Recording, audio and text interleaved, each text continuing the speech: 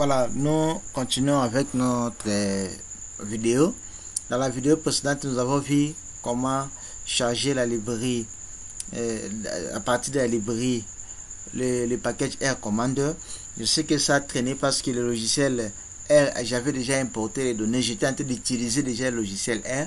Alors pour refuser les conflits d'intérêts, je crois que c'est à cause de ça que R Commander ne voulait pas s'ouvrir. C'est pourquoi j'ai essayé ici de balayer les données que j'avais déjà importées. J'ai tout enlevé, donc j'ai fermé le logiciel R et j'ai rouvert encore. Alors ici, ce qui nous intéresse, c'est seulement charger d'abord les packages. Alors pour charger, j'avais dit il faut taper library. Je mets le nom par jour à parenthèse RCMDR et puis je ferme. Regardez ici. Quand je peux d'abord agrandir encore pour que ce soit facilement lisible. J'avais mis 20.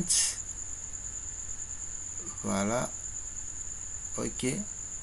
Voilà. Je dis library RCMD. Il n'y a pas d'espacement ici. J'appuie sur entrée. J'attends que ça s'ouvre. Voilà.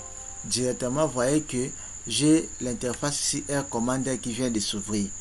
R Commander vient de s'ouvrir. À partir de ce R Commander, le logiciel devient maintenant facile à manipuler. Je vais laisser, vous voyez ici les consoles. Je vais me concentrer sur ce sous-logiciel qui est installé dans le logiciel R pour faire mes analyses statistiques sans souci. Alors la première chose que je vais faire, c'est d'abord importer les données dans R Commander. Les données que j'avais importées dans R, vous pouvez reprendre cette procédure-là. Mais ici, ça devient facile.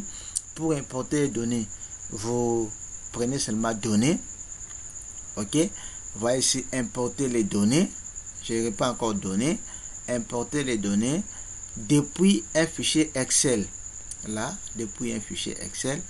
Je clique sur depuis un fichier Excel. Alors, les données qui vont venir, ça peut être à cette heure, ça je m'en fous. Je laisse tout ceci par défaut. Nom des variables de la première ligne du tableur, oui. Convertir les données à caractère de facteur ou facteur, oui. Parce que je vais les utiliser en tant que tel, le logiciel va les connaître comme les facteurs. Et je clique sur OK. Une fois que je clique sur OK, ça va me demander d'aller chercher où se trouvent les données. Mes données se trouvent dans mes documents, dans un dossier qui s'appelle Tito. Je vais chercher un dossier qui s'appelle Tito, tutoriel, Tito. Voilà, j'ouvre Tito. Dans le Tito, il y a données. Alors, je clique ça va, je clique sur ouvrir. Alors, on me dit de choisir la feuille ici. Mes données se trouvent à la première feuille. Je choisis feuille, première feuille, OK. Voilà. Regardez la commande que nous avons tapée. Ici, nous, on avait appelé ça données. Mais ils ont appelé dataset. Vous voyez, ils ont mis ici read XL. Vous voyez exactement ce que j'avais mis. User, Armando, document, Tito, données, Tito.xl. Exactement, ça nous ramène au code que nous avons rappelé là-bas. Et ici, on dit, vous voyez ce que j'avais écrit. Call name, mais ici ils ont mis row name for, c'est-à-dire les noms des colonnes, on n'a pas besoin de quoi, des lignes, on n'a pas besoin de noms de lignes, mais on a plutôt besoin des en-têtes. C'est pourquoi on a mis ici header pro. Bon, il y a plusieurs commandes qu'on utilise. L'objectif est d'atteindre ce qui est important, c'est d'atteindre l'objectif, c'est importer les données. Vous voyez ce que j'avais mis ici, NA, pour montrer que les données manquantes peuvent être prises en charge. Et ici, sheet feuille 1, que j'avais juste de copier ici. Et ils ont ajouté l'autre là, de considérer les données comme des facteurs. Je dis oui. Alors, si il arrive que j'enregistre, ça c'est ça ici. Cette partie, ça sera la partie script. Ok, je vous avais expliqué script après. Il y a des vidéos que je vais expliquer par rapport au script après. Alors, si je vais voir ces données en question, il suffit que je clique sur dataset. c'est plutôt au niveau de l'éditeur. Voilà, les données sont là. Si je vais peut-être modifier certaines données, ajouter une colonne, bien ajouter une ligne, je peux modifier facilement comme Excel. Je peux, si je clique ici, j'ajoute une colonne pour ajouter une nouvelle variable et que je saisis. Si je vais ajouter une ligne, je l'ai fait, mais je n'ai pas besoin de tout ça parce que j'ai déjà importé une donnée qui a été préalablement bien analysée au niveau de Excel. Alors, je vais fermer ceci. Alors, oui, abandonner la modification. Alors, ce que je vais faire, c'est quoi? Je vais commencer premièrement par faire la statistique descriptive. Alors, pour faire statistique descriptive, il suffit d'aller en statistique, résumé. En anglais, j'avais tapé summarize. Vous vous rappelez à la vidéo précédente. Je prends ici, j'ai des données actifs. Donc, je vais faire les résumés de toutes les données qui sont actives. Je clique là-bas. Et on dit il y a 15 variables dans le jeu de données. Voulez-vous continuer? J'ai dit oui, je vais continuer. Alors, je vais essayer un peu d'agrandir ici. Que j'agrandisse pour que les choses se voient un peu bien. Alors, j'ai ici les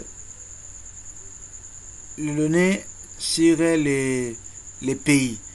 Ça m'a donné quelques noms de pays et ça ajoute 62 pays encore sont là. Au niveau des continents, vous voyez ça calculé. J'ai Afrique, il y a 37 pays africains, 12 pays américains et 19 pays européens. En ce qui concerne les pays Afrique et non-Afrique, j'ai donc 37 pays africains et 31 pays non-africains. Et les autres éléments ici, nous avons déjà vu ça dans la vidéo passée. Alors, ça c'est ce que nous avons essayé de faire. Alors, je peux aussi faire maintenant la résumé, mais je dis statistique descriptive. Statistique descriptive.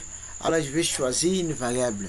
Je peux dire, par exemple, je regarde la corruption unique. Mais selon les groupes, ok, je compare la corruption, je regarde l'indice de corruption en Europe, c'est combien en moyenne, en Afrique c'est combien et en quoi c'est combien. Je clique ici résumé par groupe. Je peux sélectionner des variables. Je prends d'abord corruption, je sélectionne aussi conditions socio-économiques. Je prends ici résumé. Pour sélectionner comme ça, il suffit que je clique sur contrôle, je sélectionne la deuxième variable. Je clique ici sur résumé par groupe. Je prends ici par continent. Par là-bas par continent. OK. OK. Et puis je viens ici. OK. Voilà. Directement, ça me sort les éléments que j'ai besoin. Pour la variable conditions socio-économiques, j'ai Afrique, la moyenne c'est 3, quelque chose de sur 12. L'Amérique c'est 6,2 et l'Europe c'est 7. En moyenne c'est quoi? Les pays européens ont des conditions socio-économiques avantageuses par rapport à l'Afrique et l'Amérique. Ce qui vient à la queue c'est l'Afrique. Alors les cas types, tous les autres là sont là-bas. Je viens à la perception des corruptions. Vous allez remarquer que l'Europe aussi c'est 3,69. L'Amérique c'est 2,89 et puis l'Afrique 1,85. Donc si je vais comparer à 6, je vais dire que l'Europe qui a les institutions moins corruptibles que les pays d'Amérique et les pays d'Afrique, mais ce sont les pays africains qui sont plus corruptibles que les pays américains, que les pays européens. Alors je vais directement passer au test. Alors ici je peux aussi faire certains graphiques avec R Commander. Voyez, je peux faire certains graphiques. Pour faire les graphiques, je vais aller là-bas, par exemple, graphique ici. Je prends l'histogramme qui est utilisé pour variable quantitative continue. Je vais prendre des conditions socio-économiques. Je peux calculer ça par groupe. Voilà, je peux prendre ça par groupe. Je prends ici par continent. Si vous voulez faire pour tous les pays, ne choisissez pas par groupe. OK. Je clique sur OK. Vous voyez là-bas, je pour les 3 continents, vous voyez, pour l'Afrique, vous voyez, pour l'Amérique et pour l'Europe. Je peux, alors, je peux cliquer là-bas pour copier ça, aller les coller à la page Word. Ça dépend de ce que vous faites comme votre étude. Alors moi je ferme ça parce que si nous sommes dans les cadres des cours, je peux aussi faire quoi, je rentre dans mon Air Commander. Je peux aussi faire statistique. Je viens ici au niveau de résumé, au niveau des graphiques là, je prends la graphique des points d'exploit, non pas ça, densité, feuille de dispersion, boîte à moustache, voilà, boîte à moustache. Je vais savoir si les données sont normalement distribuées ou quoi. Alors je peux prendre ici la consommation toujours. Je clique sur OK. Voilà, je clique sur OK. Vous voyez, ça me donne partout là-bas, comme j'ai choisi selon les catégories aussi. Vous voyez, ça me donne que partout la répartition n'est pas bonne. Vous voyez toujours la quai ici et tel angle par rapport à là-bas, ainsi de suite. Je peux faire tout ce que je veux à partir des graphiques ici. Alors, je peux aussi calculer un diagramme à camembert. Un diagramme à camembert facilement en utilisant le graphique ici. Vous voyez, je vais prendre le graphique. Je prends camembert. Il est où? Voilà, il est là, graphique de camembert. Pour camembert, le logiciel comprend que le camembert est uniquement utilisé pour les variables qualitatives. Nous avons ici des variables qualitatives et les pays aussi considérés comme qualitatives, pas de souci. Moi, je prends le continent. Voilà, je clique sur OK. Voilà, ça me sort les diagrammes à camembert. Je montre que les pays africains sont plus nombreux que les pays européens, que les pays américains. Alors, tout ça, ça peut se faire facilement avec Excel. C'est pourquoi je ne passe pas mon temps là-bas. Comme je vous avais dit tantôt, Excel donne de bons graphiques, certains bons graphiques que R, qui Stata, ainsi de suite. C'est mieux de le faire avec Excel au lieu de venir ici. C'est pourquoi je suis un peu rapide. Je ferme là. Alors, ici, je vais venir, je vais commencer d'abord par faire les tests de conformité. Les tests de conformité, c'est quoi? Je donne un exemple. Je dis par exemple, un politicien dit que, je donne l'exemple de mon pays et ma ville. En moyenne, la population de la ville de Kisangani utilise $10 pour la consommation. Au niveau de la consommation alimentaire, en moyenne, la population de la ville de Kisangani utilise $10 pour la consommation alimentaire. Comprenez que c'est un exemple. Alors, vous dites non, ces politiciens ici est un aventuré. Moi, je vais vérifier ça. Alors, vous fixez une taille d'échantillon. Vous dites, bon, voilà, pour la ville de Kisangani, je vais enquêter par exemple 500 ménages. Alors, le premier ménage consomme $15, deuxième ménage $8, troisième ménage $7, ainsi de suite. Alors, à la fin, vous trouvez, vous calculez la moyenne des ménages là, la consommation de moyenne des ménages, c'est par exemple $8. C'est les $8 que vous avez réellement trouvé. Vous allez maintenant confronter les $8 là avec les $10 que les politiciens avaient dit. C'est là qu'on dit que on a été de faire les tests de conformité. Par exemple, je prends encore un autre exemple. La bière Prémisse, dans la bouteille de la bière Prémisse ou la bière Skol, on écrit là-bas 70 centilitres. Pour nous, les consommateurs, pas nous parce que moi je n'en consomme pas, les consommateurs peuvent se dire non, je vais vérifier si réellement c'est 70 centilitres. Alors il va prendre un échantillon, par exemple, de 3 caisses, donc de 36 bouteilles. Il prélève, les premières bouteilles c'est combien? 70 centilitres, il met. Deuxième c'est 68, troisième c'est 74, ainsi de suite, parce qu'il y a par moment ça dépasse, ainsi de suite. Alors, à la fin, quand vous calculez, vous avez une moyenne, par exemple, de 74 centilitres au lieu de 70. Vous allez maintenant tester la conformité, si ce 74-là est conforme avec 70. C'est comme ça que vous allez faire un test qui s'appelle le test de conformité. Alors, pour faire ce test de conformité-là, il y a d'abord les préalables. Parce que le test de conformité, ça peut être utilisé, ça peut être fait à l'aide d'un test paramétrique ou à l'aide d'un test non paramétrique. Alors, pour prendre la décision sur l'utilisation des tests, si vous allez utiliser un test paramétrique ou non, il faut faire appel au test de normalité. Il faut que les données que vous avez dans votre échantillon soient normalement distribuées au niveau de sa population. Pour que les données soient normalement distribuées au niveau de sa population, il faut faire appel au test de Shapiro-Wilk ou au test de Kolmogorov et Smirnov. Alors, pour faire cela, on émet l'hypothèse nulle, c'est quoi? On émet l'hypothèse nulle que les données sont normalement distribuées au niveau de la population, et l'hypothèse alternative, les données ne sont pas normalement distribuées au niveau de la population. Alors, pour arriver maintenant à faire ce test-là, je vais aller dans statistique. Je prends non, pas ici, statistiques, ajustement par ajustement, analyse plus variée, non, pas là-bas. Bon, c'est un logiciel que j'utilise momentanément, comme les gens ont demandé, c'est pourquoi je l'ai fait. C'est plutôt au niveau de modèle, oui, test d'hypothèse. Alors, comparer les modèles à Nova, diagnostic numérique, non, pas ici. C'est encore où les tests en question? Test variance. Donc ça c'est pour tester les variances.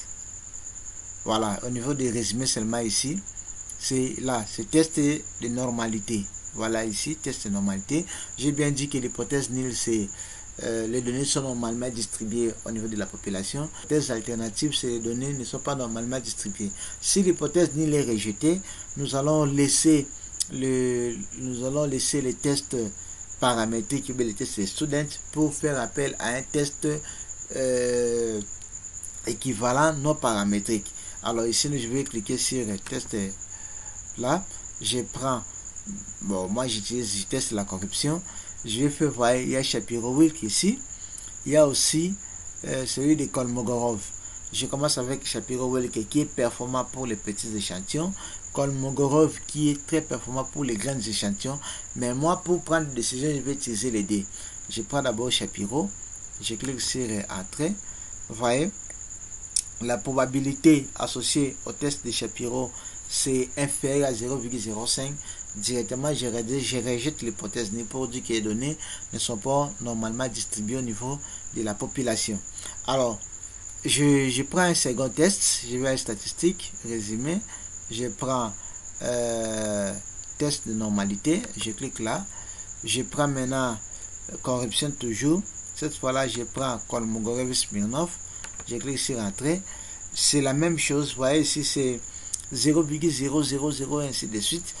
Dans les deux tests, je rejette l'hypothèse nulle. Comme les deux tests m'ont permis de rejeter l'hypothèse nulle, à ce niveau-là, je ne vais pas faire un test paramétrique des students. Je vais faire appel à un test non paramétrique. Alors, à ce niveau, maintenant, je vais comparer quoi. Mon souci est de comparer la moyenne dans la moyenne d'ensemble, par exemple, parce que nous avons dit ici que la corruption va varier de 0 à 6. Alors moi, je vais tester ça par rapport à 3 et par rapport à 4. Comprenez que c'est un exemple seulement pour le cours, mais vous, dans vos recherches, vous allez savoir ce que vous allez tester normalement. Je vous ai donné un exemple ici de 72 centilitres de bouteilles. Je vous ai donné aussi l'exemple de $10 de consommation, ça dépend. Alors moi, je vais tester ça par rapport à 3. Alors, dans les cas ici, le test que je dois faire uniquement, c'est le test de non paramétriques. Mais je vais vous montrer comment faire les tests non paramétriques et les tests paramétriques au même moment. Mais la condition ici, que nous, comme nous avons rejeté les deux hypothèses, c'est le test non paramétrique qui est approprié. Alors, je vais aller dans statistiques. Je vais faire d'abord le test paramétrique. Pour le test paramétrique, je vais prendre une moyenne ici. Vous voyez, on a mis là-bas test univarié. Je prends ici test univarié. Alors, on me dit moyenne de la population est différent de mi. Hypothèse nulle. Je vais changer la valeur ici. Je vais comparer ça à combien? Mi, c'est combien? Je vais comparer, je vais mettre 4. Je vais dire que l'hypothèse nulle, je veux dire que la moyenne de corruption pour tous les pays de mon échantillon est égale à 4. Ok? L'hypothèse alternative, c'est la moyenne de tous les quoi dans mon échantillon. Ça, c'est l'hypothèse nulle, l'hypothèse alternative. Ça, c'est différent des 4. Si je mets supérieur ou inférieur, ça dépend de ce que vous faites. Moi, ici, je mets seulement que c'est égal à 4 comme l'hypothèse nulle. Et ici, c'est l'hypothèse alternative. Je mets c'est différent des 4. Alors, je clique sur OK. Qu'est-ce qui se passe? On me dit quoi?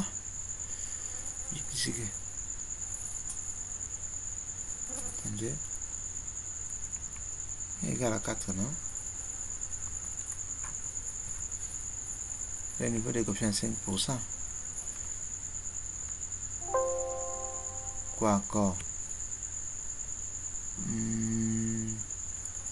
Hypothèse ennemie. Attendez. Mi égale à 4. Je prends. Oh, je peux par exemple, c'est inférieur à 4 ou c'est supérieur à 4. Je clique sur OK. Oh, je n'ai pas choisi la variable, c'est ça le problème. Je dois choisir d'abord la variable ici, c'est la corruption. Oui, le logiciel a raison. Je mets là-bas 4. Alors, je clique sur OK. Alors, en cliquant sur OK, on me dit one sans petit test.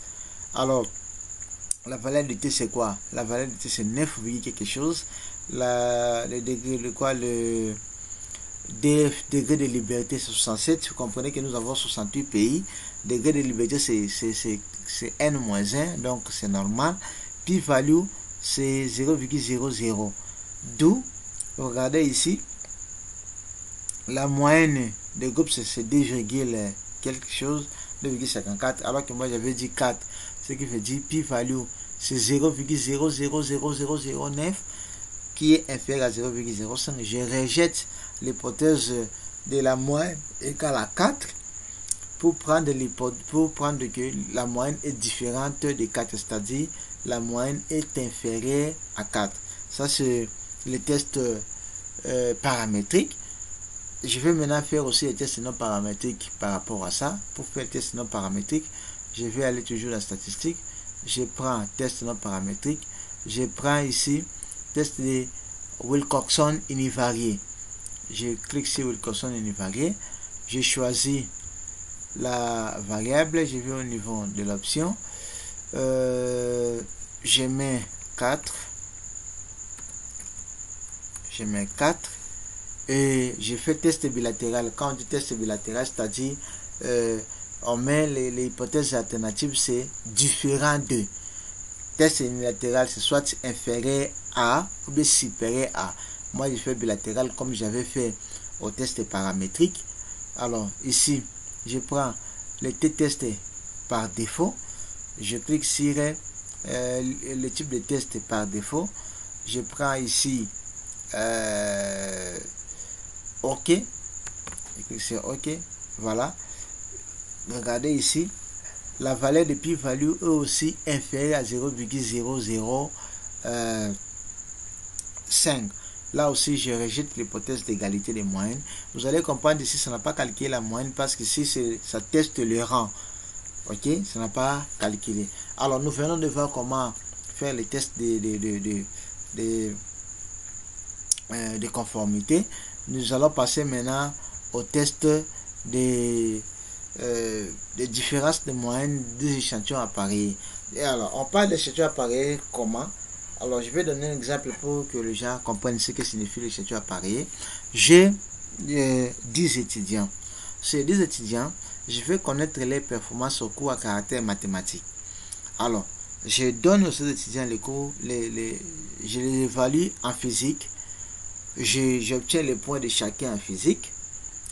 Je les évalue aussi en mathématiques. J'obtiens les points de chacun en mathématiques. Alors, à ce niveau-là, je vais me dire, l'hypothèse, je vais dire quoi? Je vais dire que ces 10 élèves travaillent de la même manière, que ce soit en physique, que ce soit en mathématiques. Ça, c'est un. L'hypothèse alternative, je vais dire non, ils travaillent de façon différente en mathématiques et en statistiques.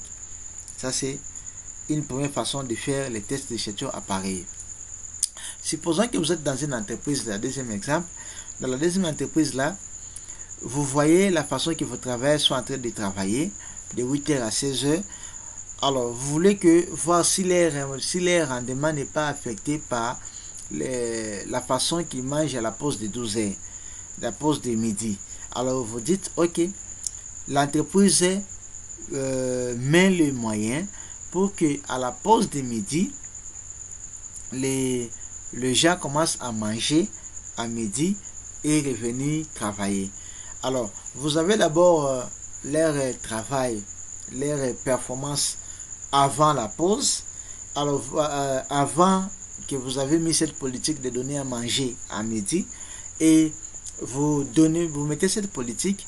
Après cette politique-là, vous avez encore les rendements. Rendement avant la politique et rendement après la politique pour les mêmes individus. S'ils étaient 10 individus avant la politique et qu'après la politique devient 9, il faut chercher là-bas l'individu qui a quitté après la politique pour l'enlever pour rester 9-9.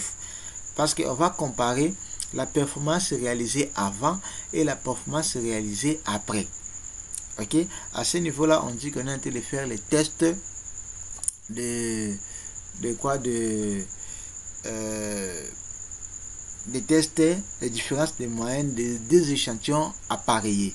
Alors, pour notre cas ici, je vais prendre deux variables qui ont la même pondération, 12-12. Je vais comparer pour ces pays. Je vais prendre la condition socio-économique qui a 12 et la stabilité du gouvernement. Je vais voir s'il y a la différence. Comprenez que ça n'a pas de sens ce que je suis en train d'analyser là-bas, mais seulement vous comprenez qu'avec la base que j'ai, je les utilise pour que vous compreniez le sens. Ok? Alors, vous voyez ici, j'ai la stabilité du gouvernement et les conditions socio-économiques. Vous voyez par exemple là-bas, Algérie, ici pour la stabilité du gouvernement, il a réalisé 6, mais pour la condition socio-économique, il a réalisé 5. Ici, il a réalisé Angola, 8, mais là-bas 3. Alors que celui-ci, il a réalisé là-bas, c'est la Belgique, 7,5. Là-bas, il a réalisé par exemple 7,9. Là-bas, ainsi de suite. Alors, c'est comme ça que je vais faire les comparaisons là. Déjà, les différences que j'aurai ici, est-ce que ces différences-là seront significatives ou pas? C'est exactement ce que je vais faire avec le logiciel.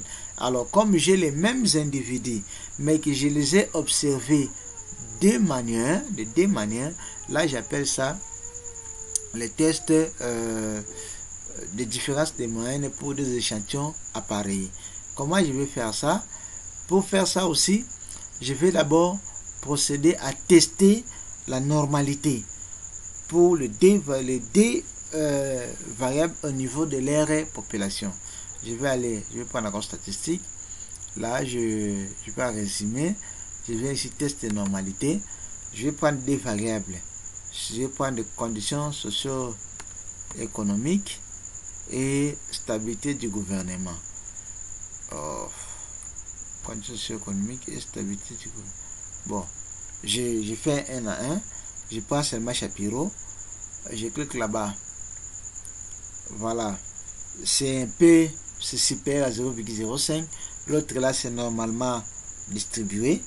Parce que supérieur, bon, Shapiro a donné comme ça. Voyons voir ce que ça va donner. Kolmogorov. C'était quoi? Condition économique, j'ai pas Kolmogorov. Kolmogorov donne vraiment supérieur à 0, ce qui veut dire déjà cette variable ici est normalement distribuée. Je peux maintenant prendre quoi? Je vais prendre des conditions. Ça c'était condition économique. Je vais prendre maintenant la stabilité. Je prends Gov Stable. Shapiro ici. Je clique OK. Là aussi, c'est normalement distribué. Et là, au niveau de... Je prends Kolmogorov. C'est toujours normalement distribué. D'où je peux utiliser seulement ici test paramétrique qui est approprié ici. L'hypothèse de normalement de normalité est acceptée. Comme l'hypothèse de normalité est acceptée, je vais directement faire quoi? Les tests paramétriques. Mais je vais montrer le deux tests pour paramétrique et non paramétrique, parce que si dans votre analyse il arrive que vous vous butez à une situation qui est c'est l'hypothèse de normalité rejetée, vous allez faire recours à un test non paramétrique de Kolmogorov, et dans les cas contraires, vous allez rester avec les tests student à différence de deux moyennes. Alors j'ai fait test de différence de moyenne, échantillon à parier.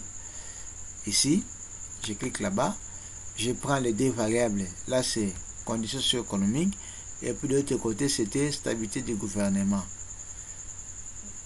Non.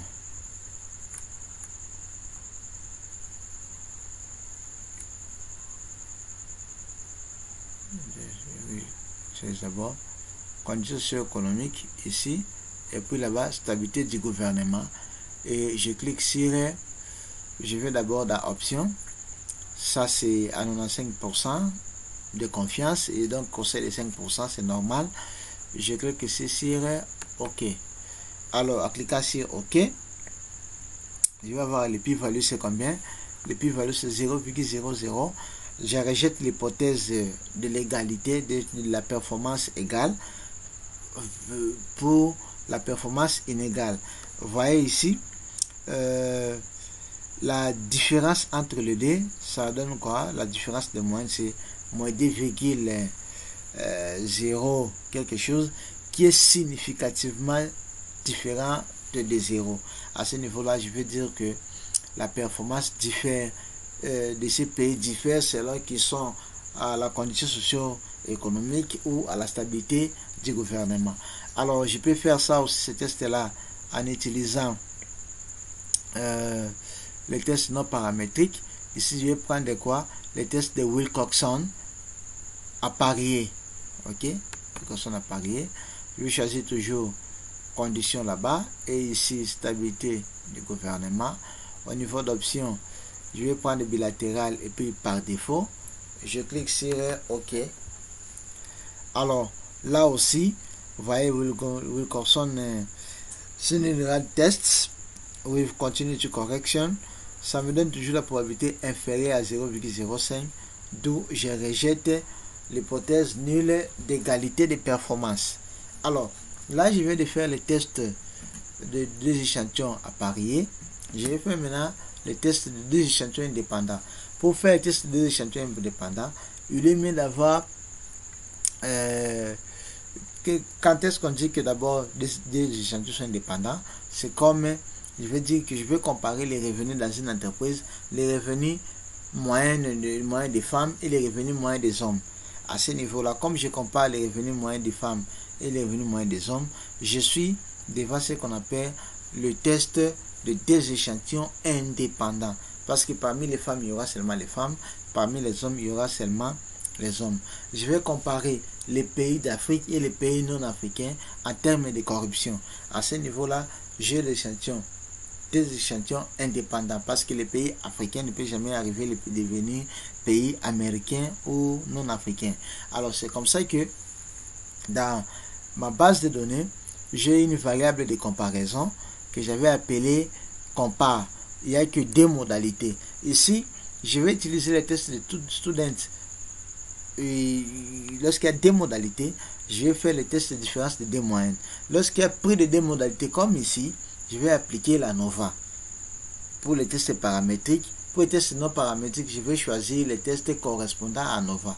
Mais si je suis en train de faire la différence des moyennes, d'abord de D moyennes, des échantillons indépendants.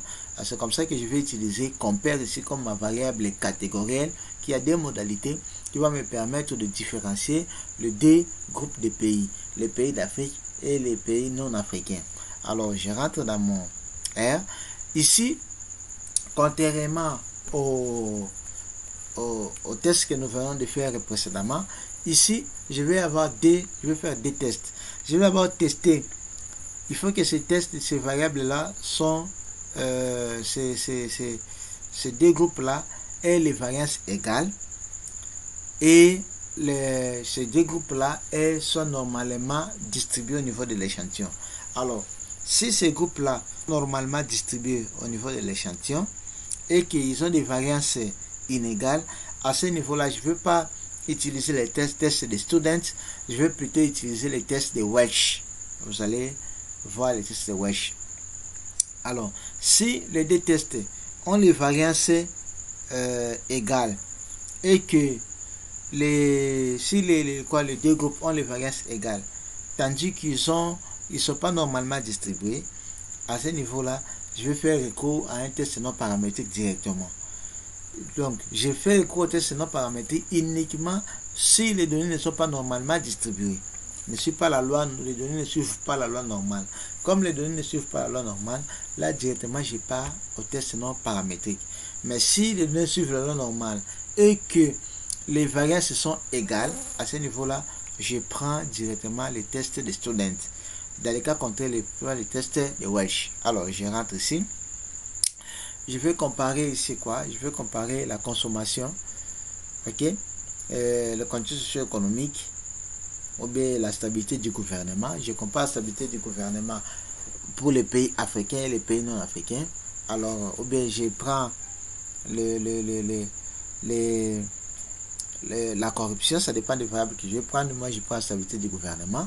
Alors, je commence d'abord avec les tests de normalité. Vous voyez ici, je prends normalité, stabilité du gouvernement. Ok, je prends Shapiro. Ça ici je vais faire par groupe parce que nous avons déjà des groupes. Vous voyez, je clique sur OK. Je prends compare qui est ma variable de comparaison. Je prends Shapiro. Je clique sur OK. Alors au niveau de Shapiro, je vais voir ici stabilité du gouvernement. Je monte un peu. Voilà. Ici, je compare Afrique. Là, j'ai stabilité du gouvernement pour Afrique. La probabilité c'est supérieur à 0,05. C'est normalement distribué. Donc au niveau des continents africains, la variable stabilité du gouvernement suit la loi normale. Et ici, au niveau des pays non africains aussi, la probabilité supérieure à 0,05. Là aussi, ça suit la loi normale. Donc, comme ça suit la loi normale, je vais passer au second test qui est le test d'égalité des variances. Alors, à ce niveau-là, je vais aller dans statistiques. Je prends variance. Au niveau de variance, je vais prendre le test de Leven qui est le plus utilisé. Si vous voulez utiliser même test des fichiers destinés des corps, mais moi j'aime tout utiliser de Leven qui est le plus utilisé. Je vais prendre la variable quoi? La variable stabilité du gouvernement. Par quoi? Par compare. Alors je clique sur OK. Les tests doivent être faits pas au niveau des médianes mais au niveau des moyennes. Je prends moyenne ici. Donc les variances là doivent être calculées à partir des moyennes, pas des médianes. Je clique OK. Alors, je vois quoi encore ici? Je vois que tout ça, je monte un peu. Voilà. Je dis oui, vers ainsi de suite. Afrique, variances qui sont là. Levein test, p-value. Alors, la valeur de p-value, c'est quoi? La valeur de p-value ici, c'est 0,45. Valeur de 0,45 qui est comment? Qui est supérieur à 0,05. Je veux dire quoi? Je veux dire que les données ont les mêmes variances. Comme les données ont les mêmes variances, je vais faire directement les tests des students. Je vais aller où? Dans là, je prends moyenne, je prends test indépendant, et ici je prends cost group, compare. Au niveau d'option, je laisse bilatéral. Variance égale, je mets oui. Ok, si la variance est inégale, je vais le mettre non, je mets oui. Je clique sur OK. En cliquant sur OK, directement, j'ai le p-value, c'est combien? C'est 0,032. Je veux dire qu'il y a une différence en termes de qualité de stabilité du gouvernement entre les pays africains et les pays non africains. Vous allez imaginer ici, la valeur c'est pour les pays d'Afrique. La moyenne c'est 7, quelque chose. Pour les pays non africains, c'est 6, donc les pays africains à la stabilité du gouvernement par rapport aux pays non africains. Et cette différence-là est significative. Alors, je peux faire ça aussi en considérant que ma variable, les tests de normalité avaient rejeté l'hypothèse nulle. À ce niveau-là, je vais prendre test non paramétrique. Je prends ici Wilcoxon bivarié et je prends la variable stabilité. Ici au niveau de l'option, je garde la même chose bilatérale et puis par défaut et je clique sur OK. Et vous voyez la probabilité ici.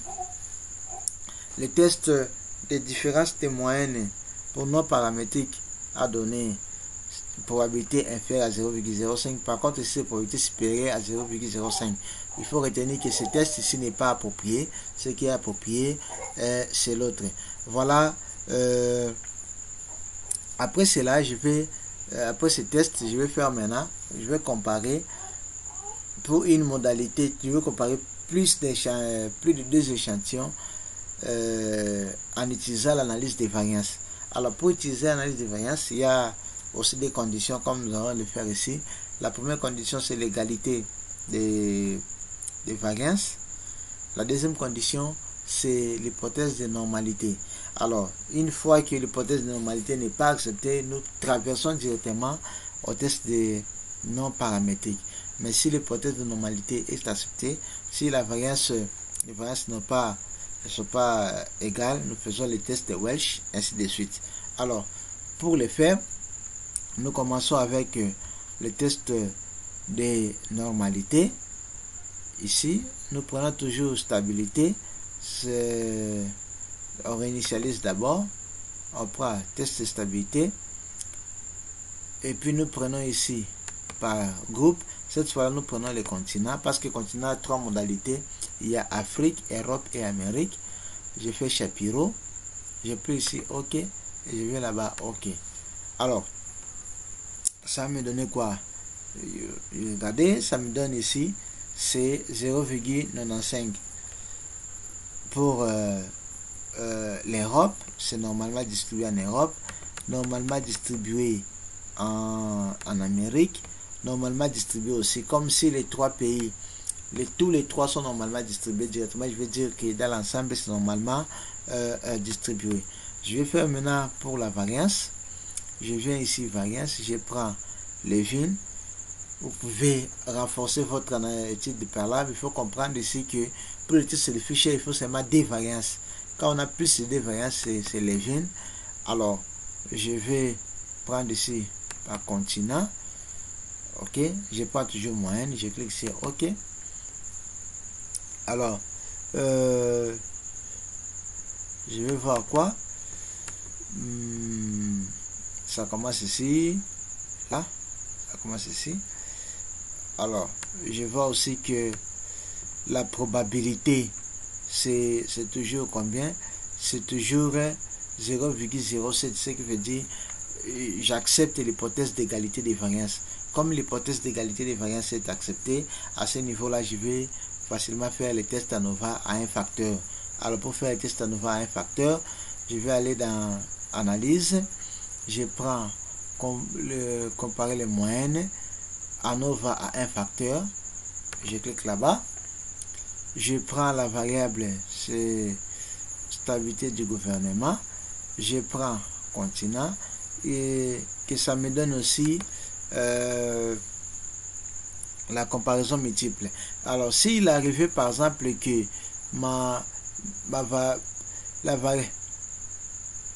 mes variances n'étaient pas égales, j'allais prendre plutôt ici test de Welch. Moi je prends ici comparaison multiple moyenne.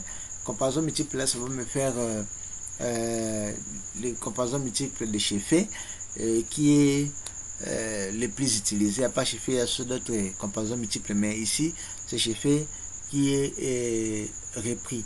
Je clique sur OK. Alors vous voyez le graphique qui sort là, je n'ai pas besoin d'interpréter d'abord ce graphique là. Moi ce qui est important c'est ce qui sort ici. Alors je vais monter un peu là. Là où ça a commencé, voilà. Simultané test général, hypothèse, tout ça. L'hypothèse nulle, c'est quoi? C'est l'égalité des moyennes pour les trois pays, pour les trois continents, les pays des trois continents. Alors, ici, je vais mettre la différence. Vous voyez ici, la différence, d'abord, je cherche la valeur d'ANOVA. Voilà. La valeur d'ANOVA, c'est voilà ici. Vous voyez la probabilité d'ANOVA, c'est supérieur à 0,05. Je veux dire que là, j'accepte l'hypothèse d'égalité des variances. Alors comme j'accepte l'hypothèse d'égalité, je n'ai pas besoin d'interpréter encore les différences là des moyennes et des AD. Déjà parce que si c'est non significatif par rapport à 5%, je dis qu'il n'y a pas de différence en termes de stabilité du gouvernement sur les pays d'Afrique, les pays d'Europe et les pays d'Amérique en moyenne. Alors comprenez que les résultats ici sont l'analyse que j'ai faite ici, c'est avec les données réelles. Et vous aussi, vous pouvez le télécharger. Je dis, vous tapez dans Google, vous tapez télécharger base de données ICRG table 3B. Vous allez trouver ces données. Vous sélectionnez les pays que moi j'ai pris ici, 68 pays là. Et pour l'année 2013, vous allez calculer facilement. Alors, je devais peut-être mettre cette base de données au niveau des liens, mais jusque là, je n'ai pas encore un site propre à moi qui est encore en train d'être monté, et prochainement dans des vidéos futures vous allez avoir la base de données que je vais mettre toujours pour que vous vous exerciez. Alors comme déjà ici la probabilité est supérieure à 0,05, je dis déjà les trois groupes sont égaux. Alors à ce niveau là, ça ne sert à rien de venir interpréter. Mais si je vais interpréter ici, ce sera seulement par complaisance. Vous voyez directement que la différence entre moyenne, ça c'est l'hypothèse nulle, la différence entre la moyenne de l'Amérique et la moyenne de l'Afrique est égale à 0. Vous voyez, l'hypothèse nulle est acceptée. La différence entre la moyenne de l'Afrique et la moyenne de l'Europe est égale à 0. L'hypothèse nulle est acceptée parce que les probabilités sont supérieures à 0. Là aussi, l'hypothèse, la différence entre la moyenne de l'Europe et la moyenne de l'Amérique est égale à 0. Là aussi, c'est accepté. Dans tous les trois cas, il n'y a pas de différence. Ce qui nous ramène à la même chose que nous avons trouvé au niveau des tests dans l'ensemble ici.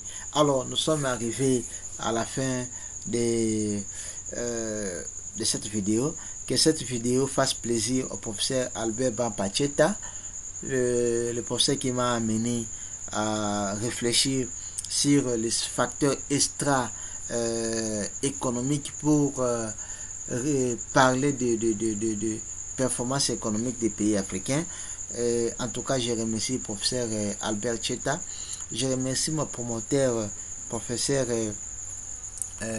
Bolito Rémi, professeur Rémi Bolito de l'Université de Kinshasa, où vous êtes. Recevez mes remerciements. Je remercie professeur Etienne Kitoko, le sombre éthiste de l'Université de Kisangani, qui est mon premier copromoteur. Professeur, là où vous êtes, recevez mes remerciements parce que c'est vous qui m'avez formé en mathématiques. Je remercie professeur Matata Makalamba Patrick, son excellence monsieur le ministre. Recevez mes remerciements parce que c'est grâce à vous que je suis aujourd'hui un des pétestéistes. Je remercie professeur Germain Lubanza qui a toujours été là pour moi, que le prof que j'appelle toujours 4 chambres salon. Professeur, recevez vos remerciements. Alors, pour vous qui suivez les vidéos, je vous dis, nous nous retrouvons à la prochaine vidéo que nous allons utiliser l'analyse des données. Cette fois-là, les analyses factorielles en utilisant le paquet du factor mineur et factor Shani. Je vous dis, ciao.